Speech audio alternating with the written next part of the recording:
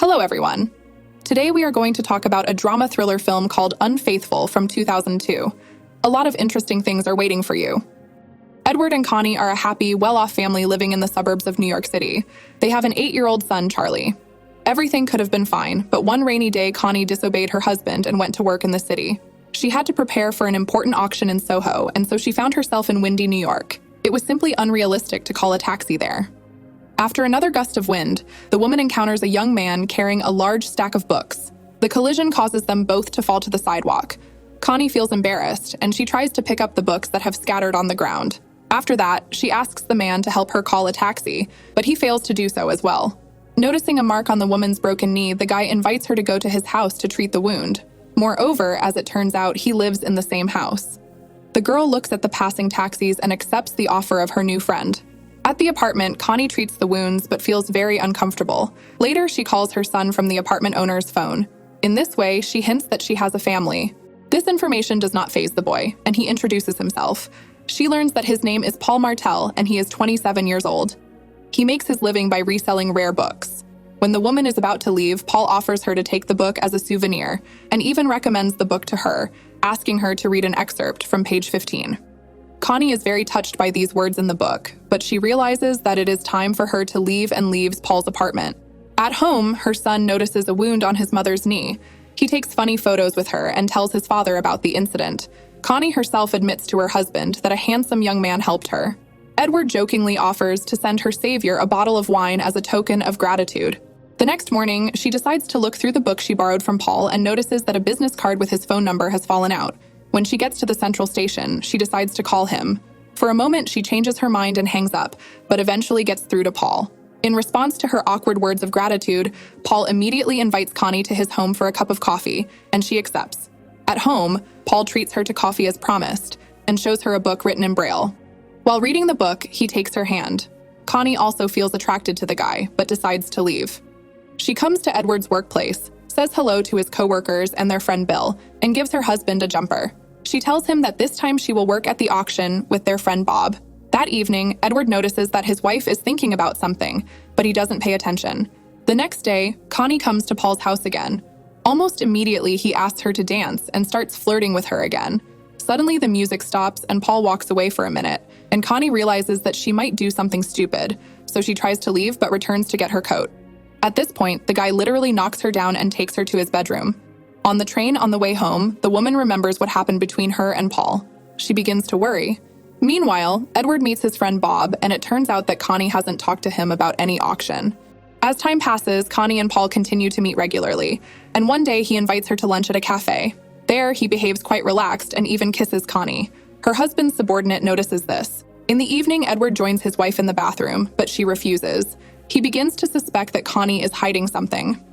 In the morning, he notices her new underwear and high-heeled shoes. Still hoping that his suspicions are vain, he invites his wife to have lunch together, but she refuses, saying that she has to go to the salon for a beauty massage. Left alone, Edward calls one of the salon employees, and his fears are confirmed. As Connie approaches Paul's house, she runs into some friends, and they invite her to a nearby coffee shop. She calls her lover to warn him that she will be late, but Paul arrives at the coffee shop, and they secretly retire to the restroom. Meanwhile, Edward and Bill have a conflict at work. As a result, Edward fires his friend from his job. After a verbal altercation, Bill finally tells him to take better care of his wife. This becomes the last straw for the man, and he hires a private detective to keep an eye on his wife. The man himself flies to Chicago for one day. That day, the detective takes pictures of Connie and her lover. The woman herself is so engrossed in her affair that she even forgets to pick up her son from school, and in the evening, she is very worried about it. Upon arrival, the detective tells Edward all the details of his wife's meetings with Paul and gives him the address with the photos. Connie realizes that she can't take it anymore and goes to Paul to break up with him. On the street, she notices him accompanied by a young girl. They enter the library and she follows them. In a fit of jealousy, she attacks the young people in the elevator. Connie and Paul fight, and the woman says that their relationship is over, but this quarrel ends for them with a new outbreak of passion near their lover's apartment. Meanwhile, Edward approaches Paul's house, and they miraculously warm up with Connie running out of the doorway. The man enters the house and finally meets Paul. He lets Edward into the apartment, pours him a drink, and calmly answers all his questions. These answers cause him more and more emotional wounds. By the bedside, Edward notices a snow globe that he gave to his wife, who gave it to her lover. This finally throws the man off balance. He loses control of himself, takes the snow globe, and hits Paul twice on the head with it. He hears the crunch of a skull and the guy falls to the ground. Edward realizes what he has done. At first, he wants to call the police, but then decides to hide the traces of the crime. He wraps Paul's body in a carpet to take it out of the apartment. Suddenly, he hears his wife's voice on the answering machine. She tearfully tells her lover that she can no longer deceive her family and that it is over between them. Surprised, Edward deletes all the messages and takes Paul's body, not noticing his wife's phone number on the table. The man puts the body in the trunk of his car and drives to the school play. Upon arrival, he changes his clothes in the restroom, throws away his soiled shirt, and goes to the auditorium, where Connie is waiting for him, showing him tenderness for the first time in a long time. Waiting until nightfall, Edward takes Paul's body to the dump and buries it in a pile of garbage. After that, he takes the car to the car wash. Since then, the man has noticed that his wife has begun to show warm feelings for him again, but Edward himself has nightmares. One day, when only Connie and her son were at home, the police came to the house and said that Paul's wife had reported him missing and that they had found a piece of paper with Connie's phone number. The woman replies that she barely knew Paul. She was going to buy some books from him, but her reaction to the news about his wife gives her away. Nevertheless, the police leave and the family's life briefly returns to normal. A week later, however, the police return to report that Paul has been found dead.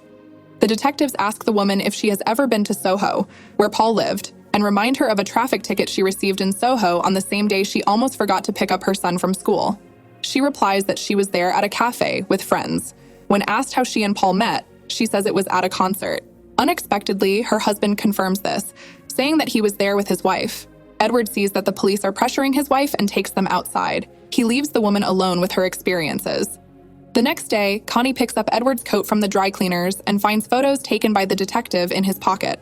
After that, she realizes that her husband knew about her affair with Paul. In the evening, at a party with friends, she notices that the snow globe she gave Paul is back in place. She realizes by the look in Edward's eyes that he has done away with her lover. Left alone, they begin to clarify their relationship. The man says that at first he wanted to eliminate her. For the next few days, the couple lived without quarrels, but they are constantly waiting for the police to come to their house. One day, Connie finds a secret compartment in the same snow globe. A few years ago, Edward had put a family photo with a love message in it. That same evening, she burns the photos the detective took. She imagines that on the day she met Paul, she got into that free taxi and went home. Her husband comes up to her and says that he wants to tell the police about everything because they can't live with this anymore. The school auction that Connie has been preparing for so long is a success and ends with a party where she dances with her husband as if it were the last time.